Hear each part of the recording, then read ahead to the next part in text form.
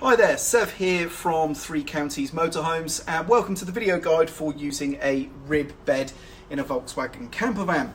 Now the rib bed comes essentially as three sections. We've got the seat base, the seat back, and then there is the rear leaf as well. Now the rear leaf can also be used as a parcel shelf, which I'll show you a little bit later. So it's very easy to use the rib bed. The first thing we're going to do is to bring the base section over, and then we drop the back down, and that will form two flat sections, and then we deal with the rear leaf last. So to start with, to operate the base, we have this lever here, and this is a sprung loaded lever, and when it's held against the spring, that allows us to move the seat base. But once we let go, the seat base will lock in a ratchet type sort of mechanism and stay firmly in place. So for example, I'm going to reach behind the seat here with my left hand and operate the lever against the spring, holding it, and move the seat, but as soon as I let go, it stays jammed in position. So the idea is we continue holding it until we get the seat flat this way, so it's nice and level. As you can see, the rib bed has a flat surface here, which is great for sleeping. Of course, the other side, the sitting side, is all molded for your bottom. So what I'm going to do now is kneel on here. This will take my weight perfectly fine.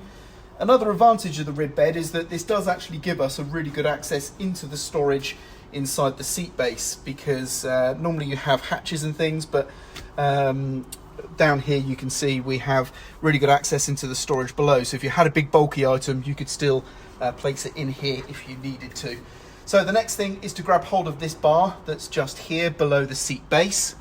And I'm first of all going to make sure the seat belts are correctly positioned. I'm going to grab hold of the seat belt rings with my left hand, and then I'm going to grab hold of the bar with my right, pull the bar up as I bring the top of the seat forward in my left hand. And then I can just continue bringing the seat base down. Now you'll notice the headrests do need to be pressed down in first so that this is flat, in order for this to then sit down inside like that, giving us two flat sections. The next section is the rear. Now the rear leaf works very much like the first seat base leaf. There's a sprung loaded lever that we're going to operate. However, you've got the choice, of course. If you want to sit up in bed, for example, you can actually keep the rear leaf at an angle, but I'm going to lower it flat for the bed setup. So what we're going to do is we're going to operate this lever here just in the corner. So as you can see, we have the lever just here. It's sprung loaded just like the front one. And what we're going to do is we're going to operate the lever whilst we then lower the seat back all the way down until that is also level.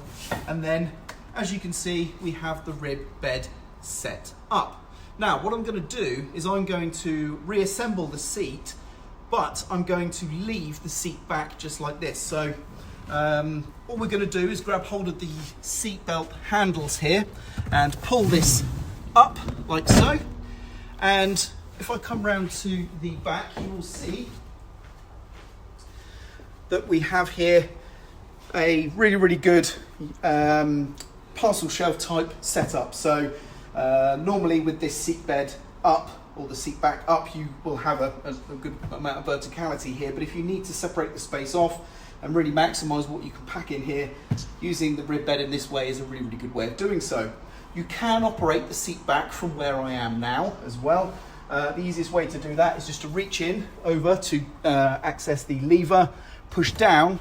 Now I will only be able to lift this up a certain way until my body is getting in the way, but that's fine. At that stage I can reach underneath and access it as well. Some people may not be able to do that, but that is certainly something that you can do. So what we're going to do now is we're going to head back inside, and I'll show you how to pack the rib bed back up again.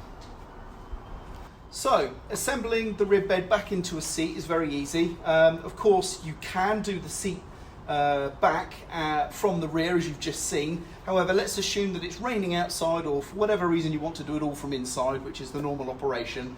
The first stage is going to be to raise the rear part up somewhat, not the full way, because it's hard to know that the seat back can actually travel further forward than you need it to, which could then interfere with the seat back. So what we'll do is we'll raise it up just a bit, and then we'll do the rest of the seat, and we'll do the seat rear section very last. So I'm going to reach round to this lever that we see here again to operate the back of the seat. And I'm going to bring it up part way. That's probably half its distance. That means I'll be able to grab it again in a second to finalise its position.